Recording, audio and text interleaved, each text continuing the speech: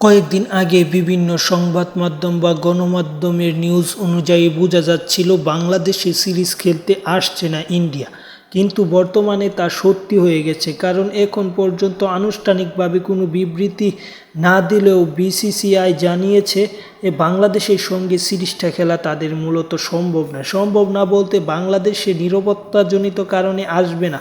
সাম্প্রতিককালে ভারতের কাশ্মীর হামলার মাধ্যমে পাকিস্তানের বিপক্ষে প্রায় যুদ্ধের প্রস্তুতি গ্রহণ করার পাশাপাশি দুপক্ষের পাল্টা বা হামলা হচ্ছে, একের পর এক হামলা। সে হিসেবে বাংলাদেশের বর্ডারেও বা বাংলাদেশের সীমান্ত অঞ্চলেও বিভিন্ন সংঘাত বেঁধে আছে ভারতের সাথে।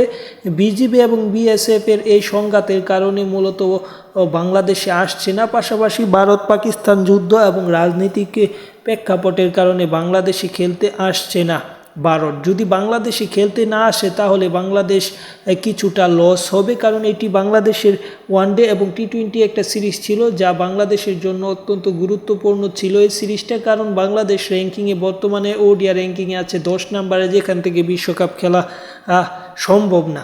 তাই র্যাঙ্কিংয়ে অবশ্যই আরও 2 ধাপ এগোতে হবে বাংলাদেশকে। কিন্তু বাংলাদেশ যদি ভারতের বিপক্ষে সিরিজটা হতো, এখান থেকে হয়তো একটি ম্যাচ হলেও জিততে পারতো, কিংবা গড়ের মাটিতে যেহেতু সিরিজ গেল, যে 2 সিরিজ বাংলাদেশ জিতেছে, এই সিরিজটা জিতলেও অবাক হওয়ার কিছু থাকতো না। সেখানে বাংলাদেশ রেটিং পয়েন্ট পেয়ে র্যাঙ্কিংয়ে এগোতেও পারতো, কিন্তু বিভিন্ন কারণে ভারত আসছে না বাংলাদেশে খেলতে। যাই হোক, খেলার আপডেট পেতে চ্যানেল সাবস্ক্রাইব করে রাখুন।